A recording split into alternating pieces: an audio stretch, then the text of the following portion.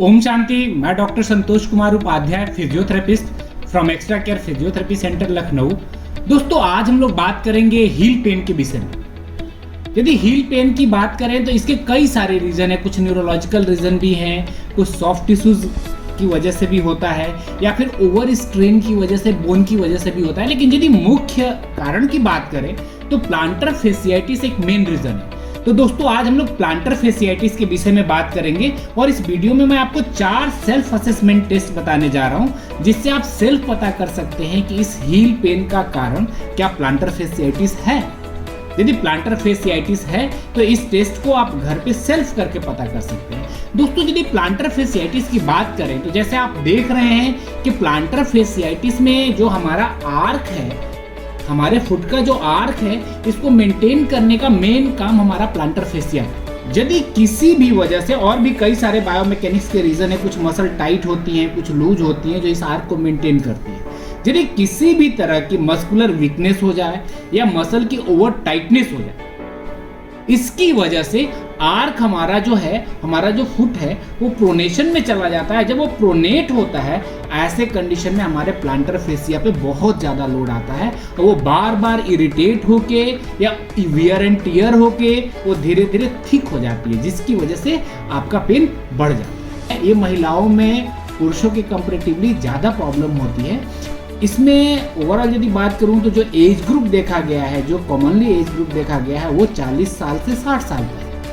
उन मैराथन दौड़ते हैं या ज़्यादा रनिंग करते हैं, उनमें भी यह बहुत ज़्यादा कॉमन देखा गया है। इसके अलावा दोस्तों, यदि मैं बोलूं, जिनका वर्क स्टेशन पे ज़्यादा देर तक खड़ा होने का काम है, या फिर कुछ ऐसा है कि शू क्वालिटी अच्छी नहीं है, आपके जो सोल हैं वो पतले हैं, या फिर कभी कभी आलस में आप देखेंगे कि हमारे जूते का पीछे थोड़ा सा फटा हुआ है, या फिर हमारे सोल में जो पेदी है वो कभी कभी मुड़ गई है, डैमेज हो गई है, और हम आलस में उसको चेंज नहीं करते हैं। ज़्यादा देर तक उसको पहनने से या चलने से या रनिंग करने से हमारे इस तरह की बायोमैकेनिकल प्रॉब्लम डेवलप हो जाता है, और वो हमारे हील पेन का मेन रीज़न होता है।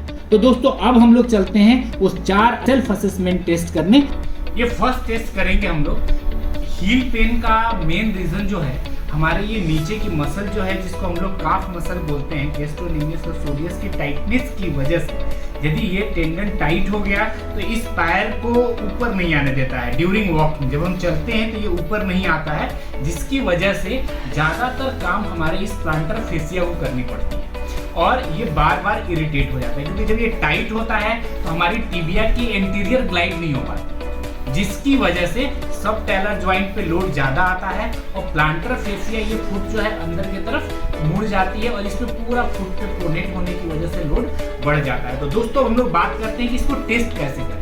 इसको हम 2 तरीके से टेस्ट कर सकते हैं। एक खड़ा होकर भी कर सकते हैं और बैठा के भी आराम से कर सकते हैं। आराम से इस पे पेशेंट को लिटा दें, और ये जो आप मैनुलस देख रहे हैं, ये जो बाहर की तरफ ये बोन देख रहे हैं आप, इस बोन के ऊपर कोई भी ऑब्जेक्ट को आप ऐसे स्ट्रेट रख लीजिए और देन पेशेंट से बोलिए कि इस पैर को ऊपर की तरफ लेके आइए। यदि ये फुट यहाँ तक आ जाता है, ये हमारा टो जो है, यदि हमारा इसके पैरेलल, ये जो परपेंडिकुलर हमने बनाया है, सीधा 90 डिग्री बनाया है इसको, इस बोन से यदि इसको ये पार कर लेता है, दैट मीन्स कि उनको काफ मसल की टाइटनेस नहीं है। और यदि ये पेशेंट मेहनत करता है फिर भी इतना आ रहा है या इसके ऊपर नहीं आ रहा है, ये पूरा ऐसे पार नहीं कर रहा है, दैट मीन्स कि उसको काफ मसल की टाइटनेस है, और ये एक मेन रीजन हो सकता है हमारे प्लांटर फेसियाइटिस की वजह से। अब हम लोग बात करते हैं हॉट स्पॉट टेस्ट के विषय में। बिकॉज जो हमारा फुट है, यदि इसमें यहाँ पेन हो रहा है तो रीजन अलग हो सकता है, यहाँ पेन हो रहा है तो रीजन अलग हो सकता है। यदि पेशेंट को यहाँ पे पेन हो रहा है तो इसका रीजन अलग होता है। तो जो प्लांटर फेसियाइटिस की वजह से पेन होता है, उसको हम लोग हॉट स्पॉट टेस्ट बोलते हैं। कि यदि प्लांटर फेसिया की मैं बात करूं तो प्लांटर फेसिया जो होती है वो यहाँ से निकलती है और यहाँ तक आती है, जो कि मैक्सिमल मीडियल साइड रहती है, जो आर्क को मेंटेन करने में, लॉन्गिट्यूडनल आर्क को मेंटेन करने में हेल्प करती है। तो इसको हॉट स्पॉट हम कैसे निकालेंगे? पहले पैर को आराम से फोल्ड करेंगे और आप देखेंगे एक ये आर्क आ रहा है, जहाँ पे कि ये सीधा आर्क बन रहा है। यहाँ पे एक हमने लाइनिंग किया, फिर यहाँ से पूरा नीचे तक लेके गुड, और इसको बीच से क्रॉस कर। ये जो कंपार्टमेंट है ये हमारा,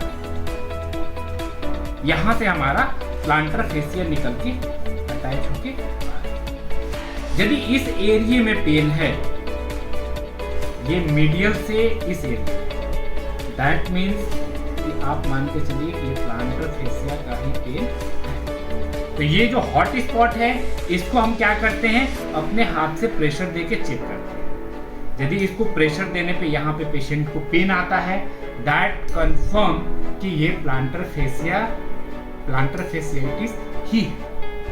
यदि हम थर्ड टेस्ट की बात करते हैं तो वो है फर्स्ट स्टेप टेस्ट। इसमें मेन होता है क्या है कि प्लांटर फेसिया रात में जब हम सोते हैं तो इस पे कोई प्रेशर तो आता नहीं, चाहे आप टिबियालिस पोस्टीरियर मसल वीक हो या फिर ये हमारी काफ मसल की टाइटनेस हो, ये दोनों भी यदि रीजन है तो इसमें कोई प्रॉब्लम नहीं होता, क्योंकि रात में पेशेंट सोया है तो ये कंफर्टेबल पड़ा हुआ है। लेकिन जैसे वो सुबह सो के उठता है और वो फर्स्ट स्टेप लेता है, तब ये प्लांटर फेसिया स्ट्रेच होती है और पहले कुछ कदम में बहुत ही पेन होता है। तो ये थर्ड टेस्ट है जो असेसमेंट के लिए प्लांटर फेसियाइटिस में ही होता है।